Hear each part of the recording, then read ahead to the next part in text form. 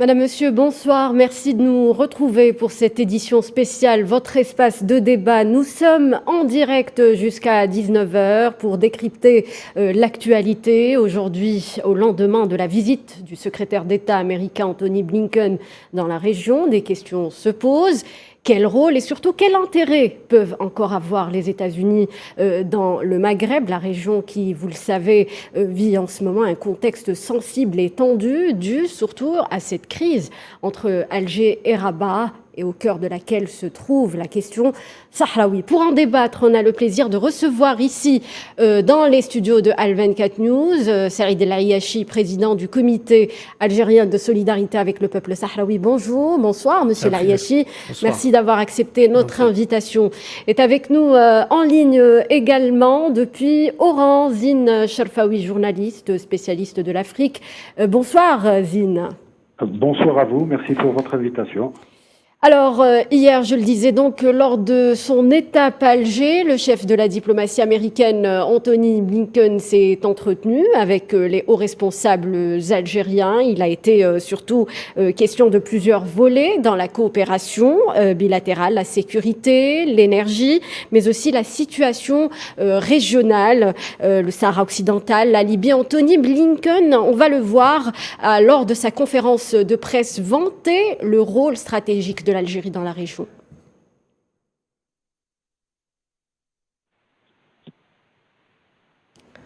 On va suivre dans un moment Anthony Blinken, la conférence, lors de la conférence de presse ici à Alger, son intervention sur le rôle de l'Algérie dans la région. Algeria's efforts are critical to improving regional security and stability.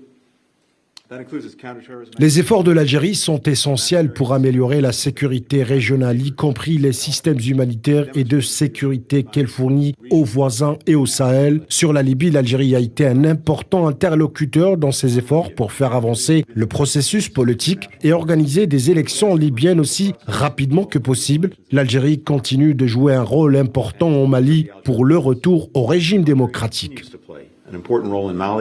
Where we both support a return to democratic rule. On vient de le suivre, donc l'Algérie, un important interlocuteur pour les États-Unis. Je commencerai avec vous, monsieur Zine Cherfaoui. Qu'est-ce qu'il y a lieu de retenir, selon vous, de cette visite de Blinken dans la région? La toute première, je le rappelle pour lui, en tant que secrétaire d'État américain, les enjeux des relations entre les États-Unis et le Maghreb sont-ils toujours aussi importants? Écoutez, moi je pense que pour les États-Unis, les relations avec les pays du Maghreb et particulièrement avec l'Algérie sont importantes. Si vous me permettez, je pourrais même faire un petit bref rappel historique qui pourra confirmer justement ou mettre en valeur cette importance. Si mes souvenirs sont bons, le défunt président Bouteflika avait été reçu à la Maison Blanche en 2001 par Bush fils. Et le président Bouteflika y était allé, c'était en juillet 2001. Donc cela montre un peu donc l'intérêt que les États-Unis portent pour l'Algérie, et cet intérêt s'est confirmé au lendemain des attentats du 11 septembre. L'Algérie a toujours été un partenaire très très loyal dans le domaine de la lutte antiterroriste, et depuis 2001 jusqu'à nos jours, ce partenariat sécuritaire a toujours tenu bon, mais il s'est renforcé avec le temps. Et il n'y a pas que le défunt président de la République qui s'est rendu aux États-Unis. Vous avez l'ancien responsable des services de renseignement, le général Toufik, qui a aussi effectué beaucoup de voyages aux États-Unis pour rencontrer ses homologues. Beaucoup de militaires algériens se sont formés aux États-Unis, beaucoup de gendarmes aussi, beaucoup de policiers y sont allés. Donc la coopération dans le domaine de la sécurité a été très dense. Mais bon, il n'y a pas que la sécurité. Avant que les États-Unis ne commencent à exploiter les hydrocarbures de schiste, le gaz et le pétrole de schiste, l'Algérie était aussi un important fournisseur des États-Unis en produits énergétiques. Zine, donc, on va y revenir. Le volet énergétique, on va y revenir. L'Algérie peut-elle obtenir plus de garanties, plus d'engagement de la part des États-Unis pour espérer justement résoudre certains conflits dans la région? Mais avant, j'aimerais m'intéresser donc aux intérêts qui sont toujours incontestables pour les États-Unis dans la région. On l'a d'ailleurs constaté. Blinken avait donc fait une étape au Maroc. Auparavant, il avait participé à un sommet du Negev où certains pays arabes ayant normalisé leurs relations avec Israël ont pris part à ce sommet. Donc, parmi ces pays, il y a donc le Maroc, et on le sait, le Maroc a normalisé donc ses relations avec l'entité sioniste avec la bénédiction des États-Unis. Justement, un sujet central dans cette équation, Monsieur L'Ayachi, c'est le dossier du Sahara occidental. Donc, comment avez-vous justement perçu la position américaine, la déclaration de Blinken lors de son point de presse? Il avait évoqué le dossier sahraoui. Il a justement dit soutenir donc les efforts onusiens sur la question. Comment avez-vous perçu la position américaine? Peut-être avant de donner mon évaluation sur la position américaine sur le conflit du Sahara occidental, permettez-moi de souligner quand même que pour les États-Unis d'Amérique, l'Algérie est un pays important dans la région et au niveau de l'Afrique, sinon au niveau international, de par tous les résultats positifs que la diplomatie algérienne a engrangés dans la résolution de certains conflits. Donc, nous avons donné nos preuves d'un État sérieux, d'un État fiable, d'un État compétent. Je n'en veux pour preuve pour l'histoire que les otages américains en Iran, qui ont été libérés grâce à l'Algérie. Oui. Par la suite, bien sûr, nous avons eu avec les États-Unis d'Amérique, alors qu'il y avait la flambée du terrorisme à l'échelle mondiale, l'Algérie a montré toute son expertise dans la lutte contre le terrorisme.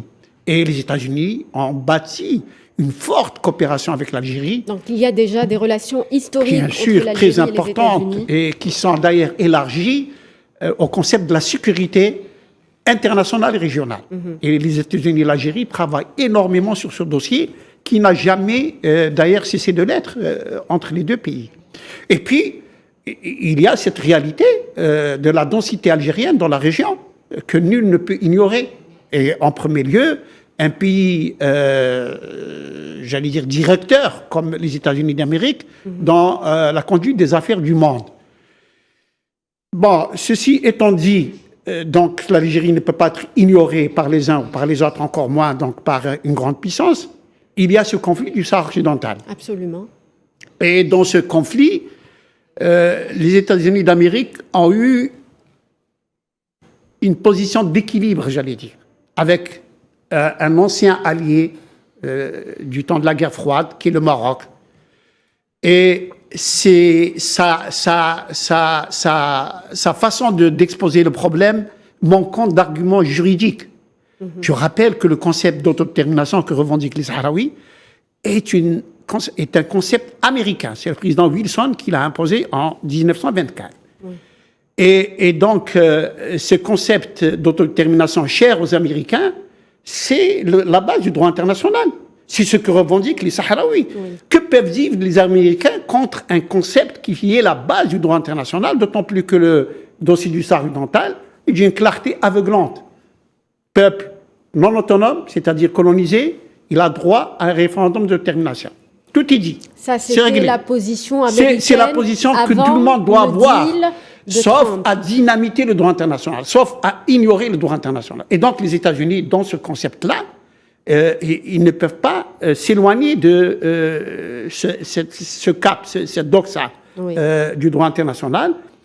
Le décret de Trump est venu titiller un peu sur le droit international, mais bon, tout de suite, l'administration Biden, pour des considérations probablement de protocole, je dirais, n'a pas annulé le décret, mais l'a contourné. Surtout qu'il y a un fort soutien à l'intérieur du Congrès américain pour le droit international, pour le concept d'autodétermination, pour le peuple sahraoui.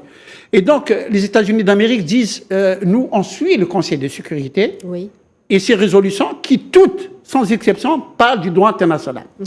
À côté de ça, il y a cette formulation sémantique, une solution réaliste, mutuellement acceptable, qui doit trouver sa traduction sur les terrains, etc. On pourrait dire que quelque part, est-ce qu'on ne veut pas, d'une certaine façon, amener les Sahraouis peut-être à plus de composition? Je n'en veux pour preuve, malheureusement, que la dernière résolution du Conseil de sécurité, la 2602, de fin octobre 2021, qui, à n'en pas douter, à mon sens, n'a pas été rédigée par les Américains. Parce que les Américains sont les rédacteurs des résolutions du Conseil de sécurité concernant le Sahara occidental.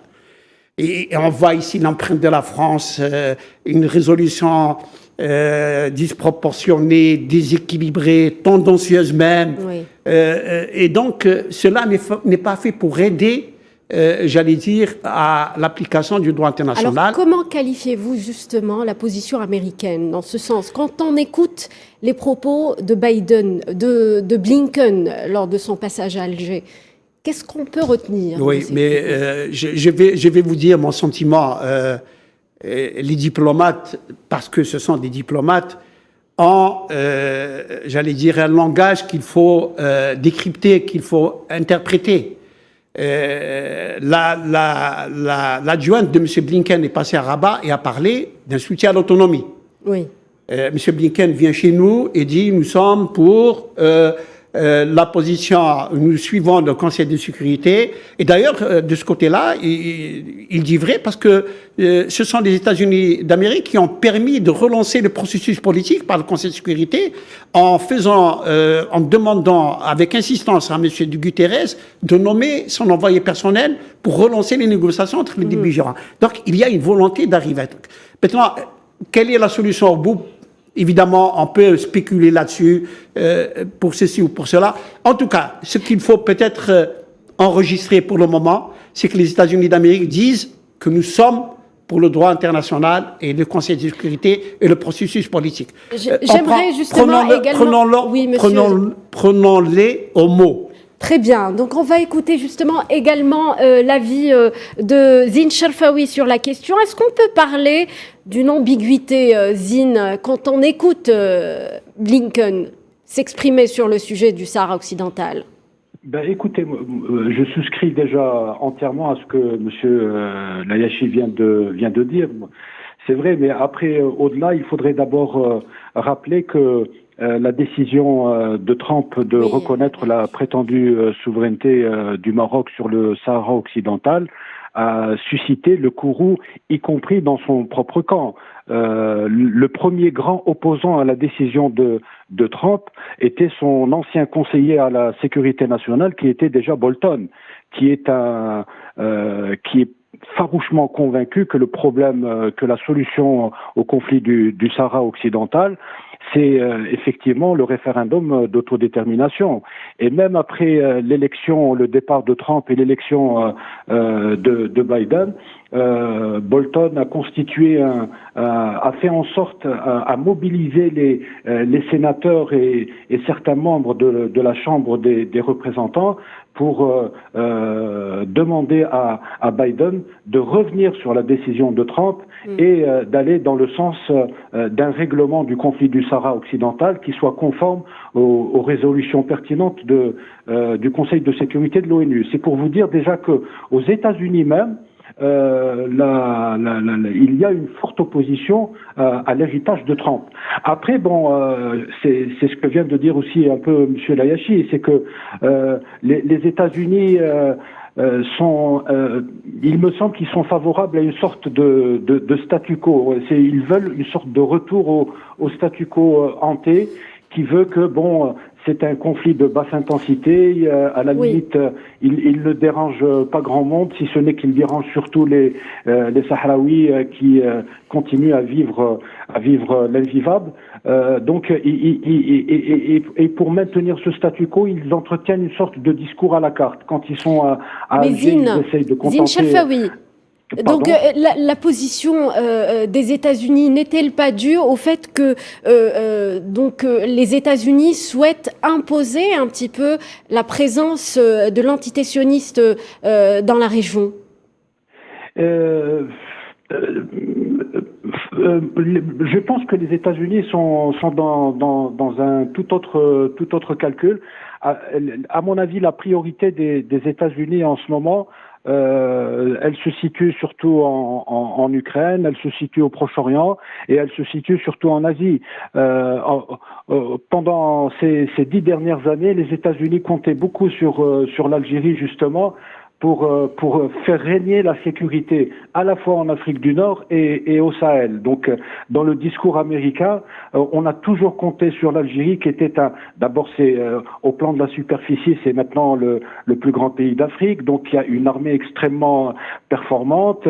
Lorsque le baril de pétrole était à 110 à 115 $, donc il comptait sur l'Algérie pour être un peu, si vous voulez, un peu l'élément d'équilibre à la fois au Maghreb et au Sahel. Donc c'est une région à la fois dont ils se soucient, ils aimeraient bien ils ne veulent pas, c'est une région qu'ils ne veulent pas voir sombrer dans l'instabilité, oui. Mais c'est en même temps, elle n'est pas la priorité des États-Unis au niveau planétaire. Donc c'est un peu ça à mon avis. À mon avis, la problématique se pose à ce niveau-là. Pour mieux comprendre, moi j'aimerais écouter justement ce que dit Anthony Blinken sur la présence d'Israël dans la région. On va écouter justement Washington qui tente un petit peu de nuancer la présence sioniste dans la région. On va l'écouter.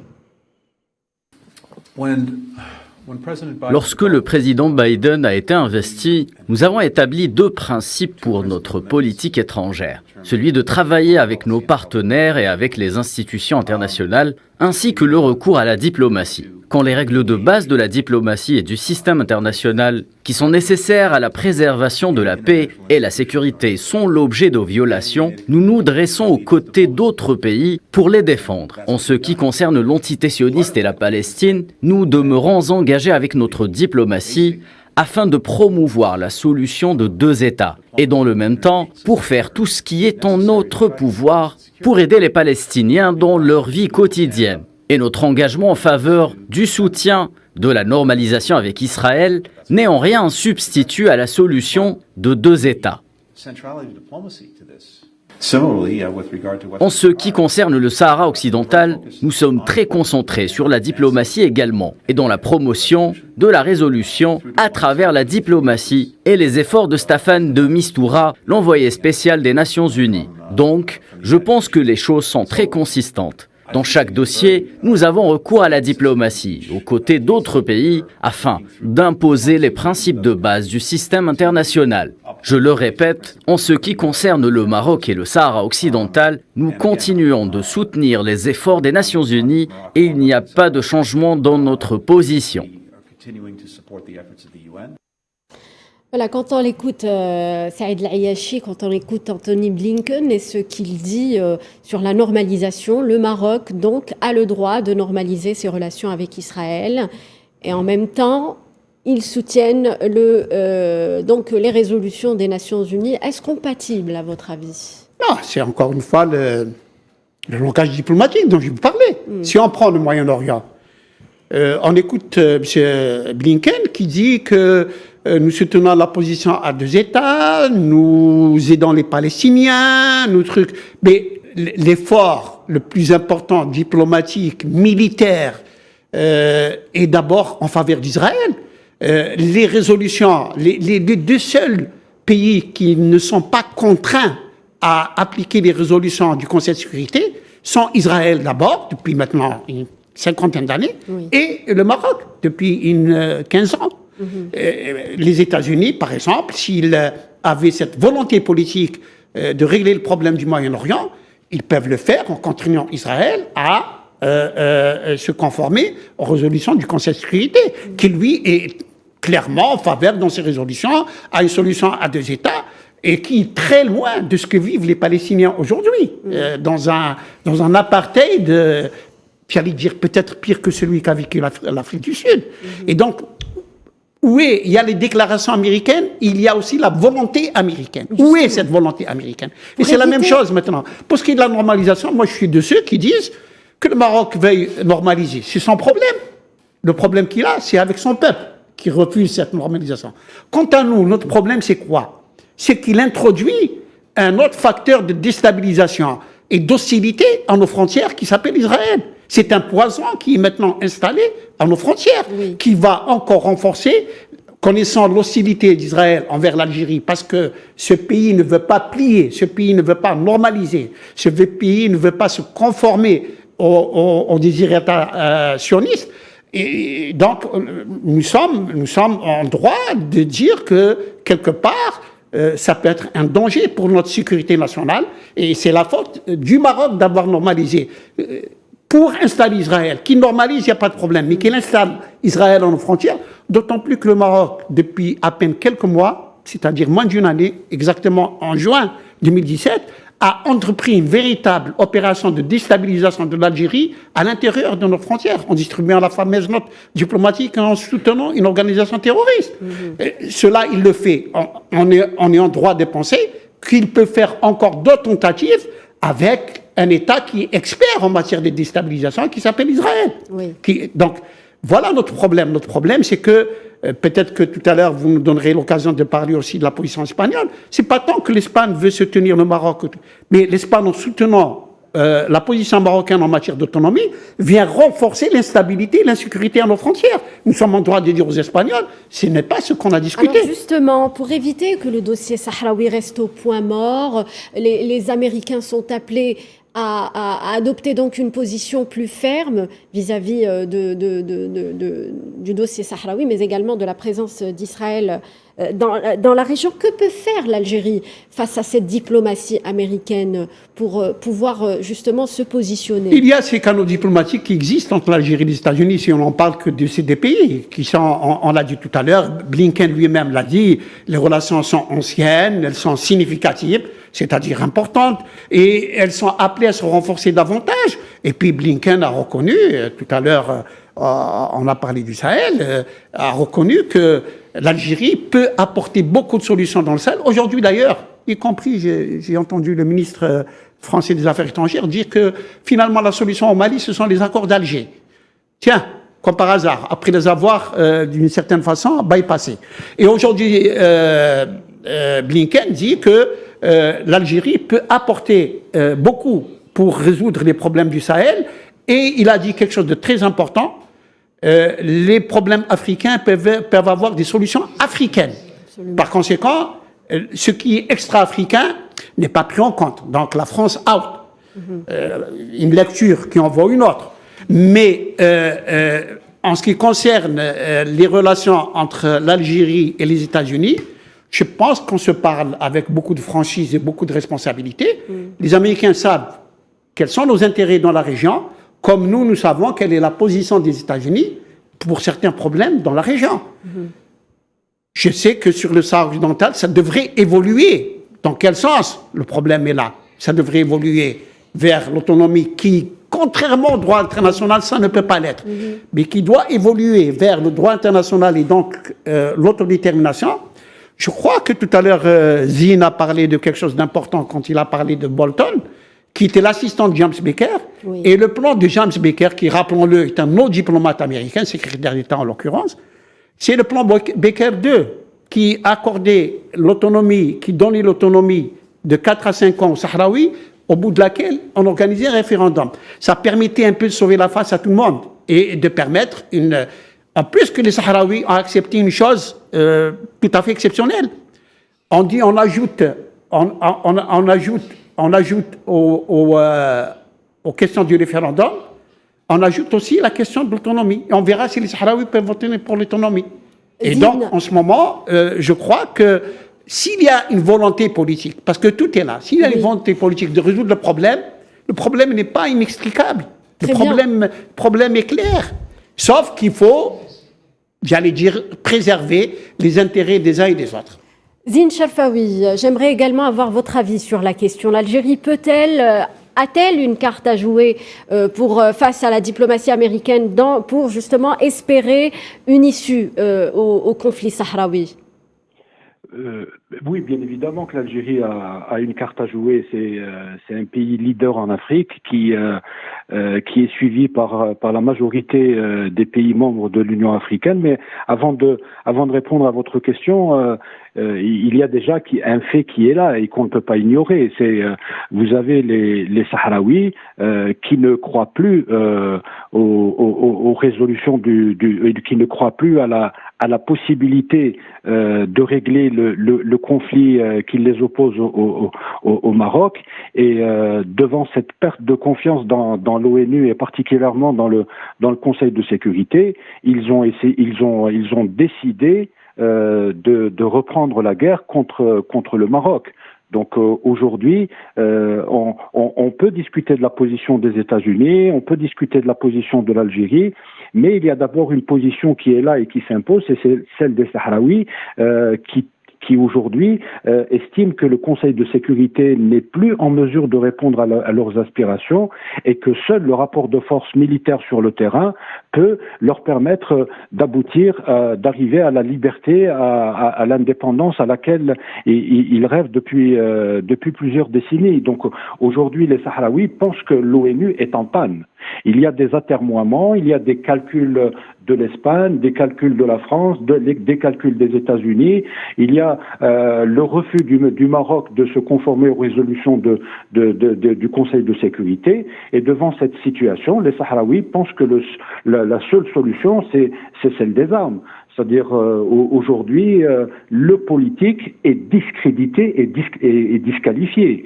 Donc à mon avis, s'il y a bien quelqu'un avec lequel il faut parler, c'est la partie sahraoui. Et le conflit qui a repris va s'intensifier et il ne s'arrêtera pas tant que le Conseil de sécurité de l'ONU et plus largement l'ONU n'aura pas répondu favorablement à la doléance des Sahraouis, qui est celle d'organiser un référendum d'autodétermination, un référendum sur lequel le Maroc aussi s'était engagé aussi à mener. Il faut rappeler qu'il y a eu un accord en 92, il y a eu une mission qui est chargée de préparer le référendum, et depuis 91, rien ne s'est fait. Donc aujourd'hui, nous avons une population, nous avons un peuple qui s'appelle le peuple sahraoui qui a complètement perdu confiance et qui est en train de mener une guerre. Donc moi je pense que la question des positions est complètement dépassée. Aujourd'hui, il s'agit de voir comment régler cette guerre qui risque de s'aggraver et qui risque peut-être de déborder et de déstabiliser davantage la région, à cause du Maroc en premier lieu qui ne veut pas se conformer aux résolutions de l'ONU, mais aussi à cause de ses alliés qui le soutiennent et qui l'aident à violer le droit international. Aujourd'hui, le problème est là. Très bien. Merci Zine Cherfaoui pour cet éclairage. Merci à Saïd El Ayachi de nous avoir éclairé également sur la question. Autre dossier épineux dans la région et dans lequel l'Algérie est impliquée, mais également les États-Unis. Il s'agit donc de la situation en Libye. Anthony Blinken l'avait abordé lors de sa conférence de presse. Il a parlé de continuité, mais aussi de partenariat entre les différents acteurs de la région. Le rôle de l'Algérie a été salué par Anthony Blinken. Je vous propose de le suivre. Tel que je l'ai mentionné, nous avons discuté longuement de la situation en Libye et nous travaillons dans le sens de la promotion d'un processus complet de transition démocratique à travers les élections et le gouvernement. Mon sentiment est que nous devons bâtir sur ces fondations qui existent déjà, celle de l'action commune en faveur de la sécurité, pour l'approfondissement de la coopération économique à travers la promotion des investissements.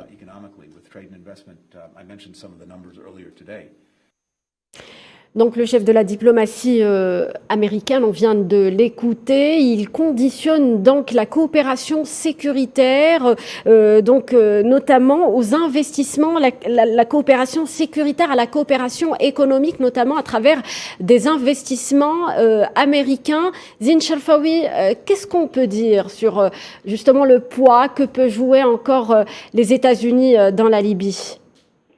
Bon, écoutez, déjà, je pense que, bon, effectivement, le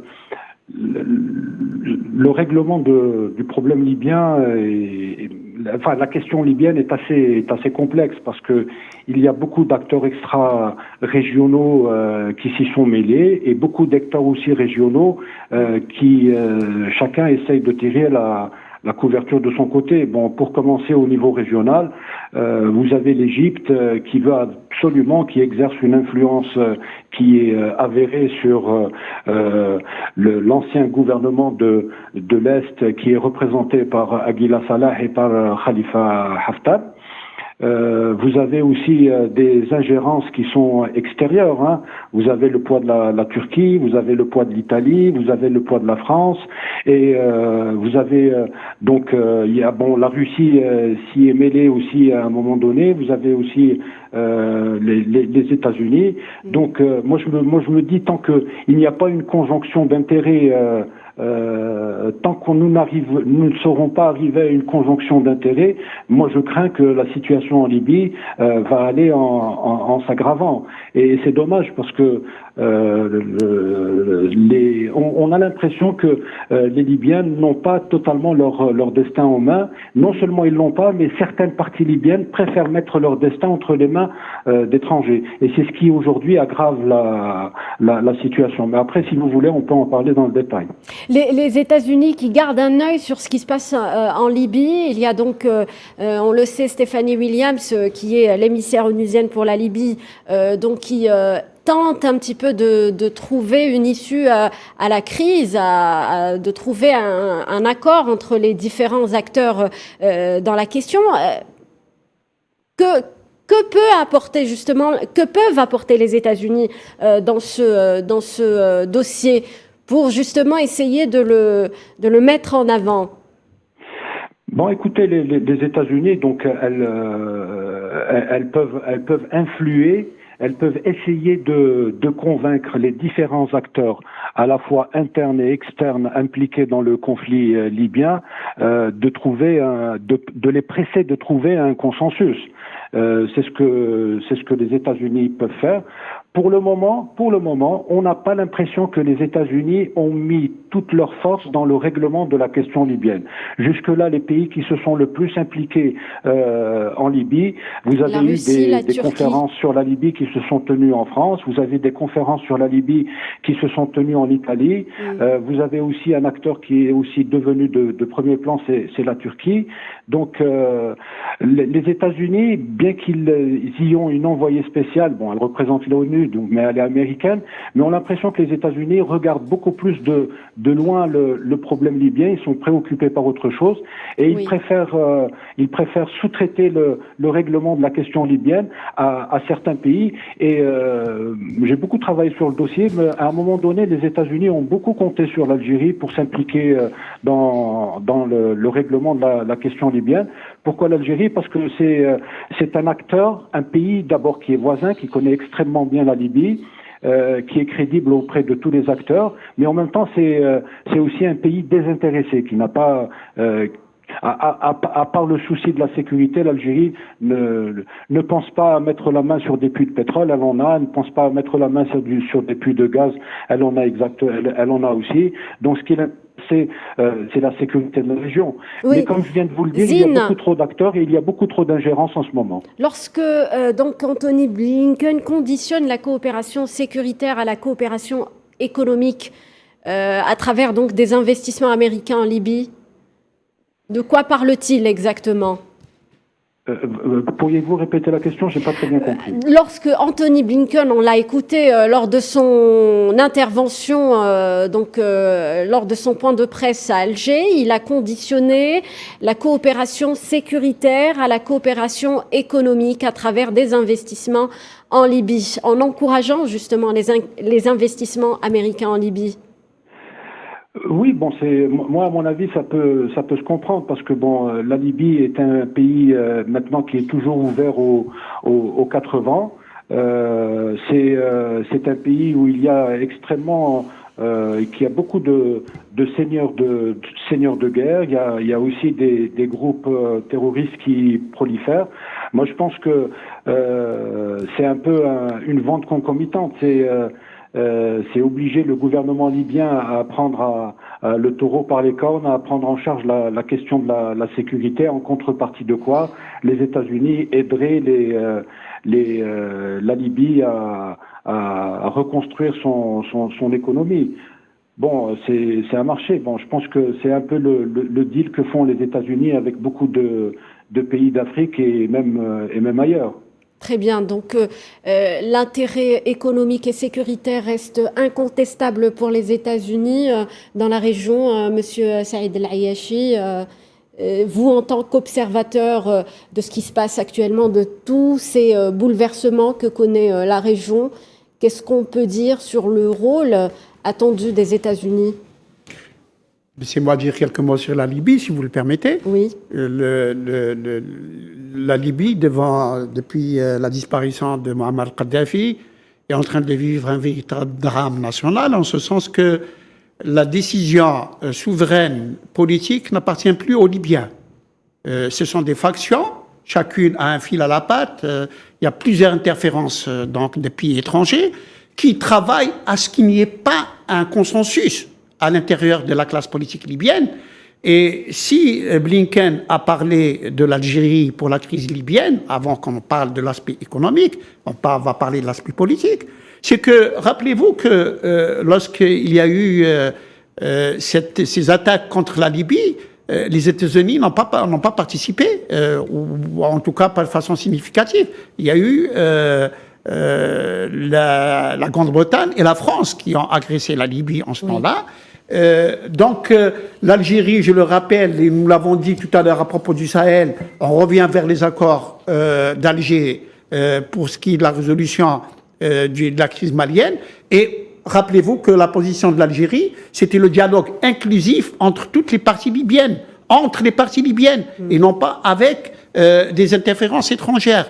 Or, tant que les Libyens ne se réunissent pas, ils ont failli le faire il y a, je crois, un mois ou un mois et demi, mais tout de suite après, il y a eu les interférences étrangères parce qu'il y a des intérêts économiques. Et là, je réponds à votre question. Tant que le pétrole est garanti en tant que facteur énergétique dans les relations internationales et plus ou moins géré par les Américains, les États-Unis laissent à ces puissances-là la façon de trouver la solution, mais en actionnant l'ONU. L'ONU et j'allais dire, a son mot à dire avec actuellement donc la conseillère spéciale du secrétaire général des Nations Unies, Stephanie Williams. Mais tant qu'on ne revient pas vers la discussion entre toutes les parties libyennes sans interférence étrangère, on risque pas demain de trouver une solution pour la crise libyenne qui, pour les Américains, peut être un abcès de fixation sur le plan diplomatique. Laisser ces gens-là s'occuper de ça, pendant qu'elle a d'autres problèmes à l'échelle de la planète beaucoup plus importants, tels que l'avancée de la Chine, j'allais dire les ambitions de la Russie, l'Afrique qui reste un très gros terrain de concurrence à venir pour ces trois puissances, pendant que les autres, j'allais dire, sont occupés avec la crise libyenne. Mais, en tout cas, ce qui est important à dire, et c'est à l'honneur de notre diplomatie, c'est que Blinken dit que l'Algérie peut apporter donc sa contribution à la résolution de la crise libyenne, parce que Blinken se rappelle que depuis plusieurs années, depuis une dizaine d'années, l'Algérie dit qu'il faut un dialogue inclusif entre toutes les parties libyennes pour trouver la solution entre Libyens, pour la Libye et pour le peuple libyen. Alors, pour clôturer ce débat, la question, j'aimerais vous la poser à vous, Zine Sharfawi. Donc, les États-Unis peuvent-ils compter sur l'Algérie pour tenter de trouver des solutions aux différents conflits qui déstabilisent la région? De toute manière, les États-Unis, bien évidemment, les États-Unis ne disposent pas de beaucoup de solutions. Et parmi les solutions qui s'imposent, c'est la solution Algérie. Donc, c'est un pays incontournable à la fois en Afrique du Nord, mais également au Sahel et plus largement en Afrique. Pour donner un seul exemple, les spécialistes le savent, mais l'opinion plus généralement ne le sait pas trop. Mais l'Algérie aide à combattre le terrorisme. Pas uniquement au Maghreb, au Sahel, mais ça va jusqu'en Somalie et même plus loin. Donc c'est pour vous dire l'importance, d'abord la confiance accordée par les Africains à l'Algérie, mais aussi par des acteurs internationaux de premier plan comme les États-Unis. Bien sûr que je pense que les États-Unis compteront encore de très nombreuses années sur l'Algérie pour régler les conflits en Afrique, tout simplement parce qu'aussi l'Algérie a une expertise avérée. Nous avons eu de grands spécialistes des Grands Lacs, nous avons eu de grands diplomates spécialisés dans le Sahel et dans l'Afrique de l'Est. Donc merci Zine Cherfaoui.